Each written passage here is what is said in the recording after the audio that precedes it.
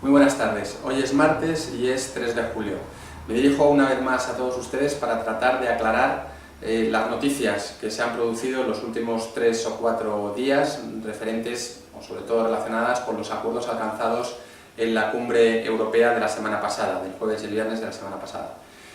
Una cumbre que ha sido todo un éxito, podríamos decir, y sorprendentemente, porque se han alcanzado acuerdos muy importantes, muy significativos, que van a suponer un giro, me atrevería a decir, de 180 grados con respecto a la dinámica en la que habíamos entrado en este tipo de cumbres en los últimos, incluso, años. Y es una cumbre que va a servir principalmente para separar o para aislar el problema financiero, el problema de las entidades de crédito en Europa, del problema de deuda soberana, algo que desde nuestro punto de vista es muy significativo.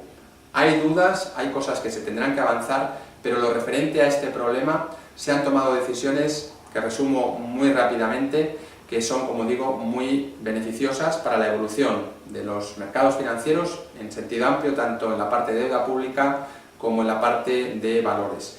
Medidas muy resumidas. Lo primero, la aprobación o la creación de un supervisor bancario único. Segundo, la utilización, una vez esté creado, la utilización de los mecanismos de rescate en sus distintas siglas y vertientes, el EFSF y el ESM, la utilización de estos fondos para capitalizar directamente a las entidades sin que pasen necesariamente por los estados, con independencia de que se tengan que aplicar memorándums de acuerdo en cada uno de los casos y que por supuesto que pueden llevar condicionalidad que tenga o no, o que afecte o no aspectos macroeconómicos.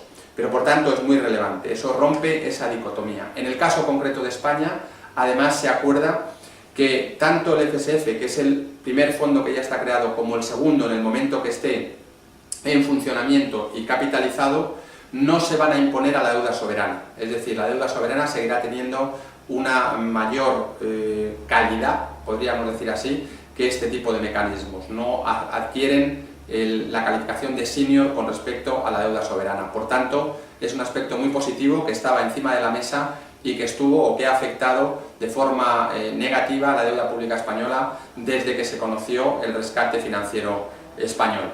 Por tanto, son aspectos muy positivos. Como decía antes, hay otros asuntos relacionados con el avance en materia de unión política y fiscal, que en esta cumbre no se han rematado y se tendrán que rematar y tendremos todavía mucho ruido en este sentido porque es lo que hace falta realmente para hablar de una mejora sustancial en todo lo que se refiere a la gobernanza europea, al euro, etcétera. Pero estos asuntos, como digo, son muy relevantes y creemos que van a restar, ya lo están haciendo, mucha presión a los mercados de valores y sobre todo a la deuda pública. En concreto, podríamos preguntarnos por qué la TIR o la rentabilidad del bono español a 10 años y la famosa prima de riesgo no ha caído mucho más de lo que podría darse a entender por estos acuerdos y simplemente queremos entender, o nosotros pensamos, que es todavía por la falta de concreción de estos acuerdos, pero que vamos a conocer de forma muy rápida. Probablemente la semana que viene, el día 9, deberemos ya conocer los detalles del funcionamiento de todos estos acuerdos y por tanto ese escenario que antes se prolongaba y se dilataba en el tiempo muchísimo, en esta ocasión se cifra o se concreta en un espacio muy breve de tiempo. Por tanto, noticias muy positivas. ¿Qué nos queda por ver? Como decía, y dejando de lado el tema de avance en unión política y fiscal, nos queda de ver esta misma semana podemos ver una acción del Banco Central Europeo para dar continuidad a estas medidas, para reflejar el apoyo y la decisión, que es otro de los acuerdos que se ha tomado en la cumbre, que es que los líderes europeos han acordado que se utilizarán estos mecanismos de rescate que hacíamos antes en las distintas formas de manera más ágil y flexible para tratar de erradicar los problemas que afectan a la deuda soberana. Eso se interpreta como que estos mecanismos van a poder comprar deuda soberana en el mercado secundario. No digo que se tenga que hacer ya, pero digo que el Banco Central Europeo, que tendrá un rol importante, no sabemos todavía cuánto, en ese supervisor bancario único europeo, digo que el Banco Central Europeo podrá tomar algunas medidas y una de esas puede ser ya esta misma semana, el próximo jueves, reducir los tipos de interés oficiales, que lógicamente beneficiarían al sector financiero por la reducción de costes de financiación.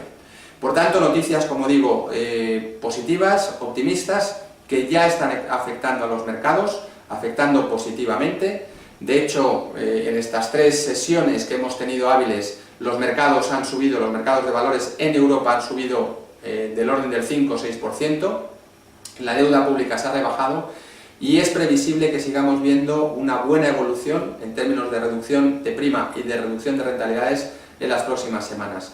Todo esto no cambia el escenario de austeridad, ni muchísimo menos.